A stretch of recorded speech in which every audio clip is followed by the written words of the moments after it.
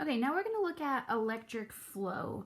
I thought I could show you guys this in real life with a battery and a flashlight bulb, but I've already taken all the flashlight bulbs out of my flashlights and they're all in my classroom because we do this as a lab. So I have to show you this in diagram form, unfortunately, but I will put up another little activity that shows you the materials you can use to create this type of circuit yourself. So electric flow is the flow of electrons, and we're going to put those electrons into a wire. So I'm just going to explain this diagram and what we're looking at here. So in our classroom, this would be a D-cell battery. That's one of those big batteries, and we know that batteries have two sides. They're polar. They have two poles, a positive end and a negative end. We know the negatives are for electrons. Those are also negatives. Okay, so this is our battery, and this is where we're going to get our voltage. This is a bunch of stored electrons inside of here, and when you hook it up to something, those electrons will start to flow. So we would have some wire. These lines here and here represent wire, and once you connect the wire to the negative end of the battery, we would attach one end of the wire here at the bottom of a tiny light bulb and another end of the wire to the side of a tiny light bulb. And this is going to start the flow of electrons through the wire and through the light bulb. So the electrons are going to leave the negative side. We saw in the last part of this video that negatives repel each other. So because this negative electron is not going to want to be next to its neighbor electron, they're actually going to push off of one another.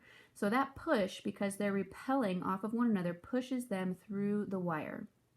Once they hit this right here, this light bulb, this is actually a resistor. So this is going to resist the flow of the electrons. It's going to slow it down big time. It's kind of like when you pinch a hose, a water hose. It's going to slow things down really a lot. So just like when you pinch a water hose, all that water behind the pinch gets backed up and there's a lot of pressure that gets built up. So it's the same thing that's happening here in these coils. If you look inside of a light bulb, not the LED light bulbs that we have now, but the incandescent light bulbs, kind of the older ones, they have a glowing filament on the inside, and this is a resistor. So this really slows down this flow of electrons. So the battery is continually pushing electrons this way, and then there's a big traffic jam of electrons right here. And what happens where that traffic jam of electrons is those electrons get backed up. There's a lot of pressure back there, and they start to glow because they're getting so hot and heated that they glow. So that's what makes this light bulb turn on. It's the traffic jam of electrons that are getting hot because they continue to flow and they have nowhere to go. So then they come out the other side of this light bulb and continue to go back into the battery and then come out, and it's a continual circuit here. And we're going to look at circuits in just a minute and the two different types of circuits. But for this lab, in class that we would have done where we set up this circuit with a battery and light bulb, we also would have had a few items that are considered conductors and a few items that are considered insulators. So the definition of a conductor is that it allows the free flow of electrons. Electrons can flow really free through these types of materials through a conductor. Whereas an insulator is going to stop the flow of electrons. The electrons are not going to flow through it. So something we would have done, you would have had like a penny that you would have put right here between the end of the wire and the light bulb. So you would have put a penny right here, the wire touches the penny touches the light bulb, and the light bulb still would light up because the penny allows all these electrons just to flow right through it into that light bulb. So these types of items are considered conductors. Copper, aluminum. Water is also a conductor of electricity, which is why they tell you to get out of the pool whenever it's raining, because lightning, if it hits water, it's going to electrify all the water.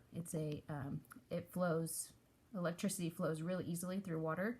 The human body is also a conductor. We know if we get struck by lightning, the lightning strikes the top of our head and it comes out the bottom of our feet trying to get to the earth.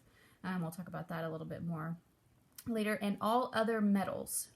All metals are good conductors of electricity.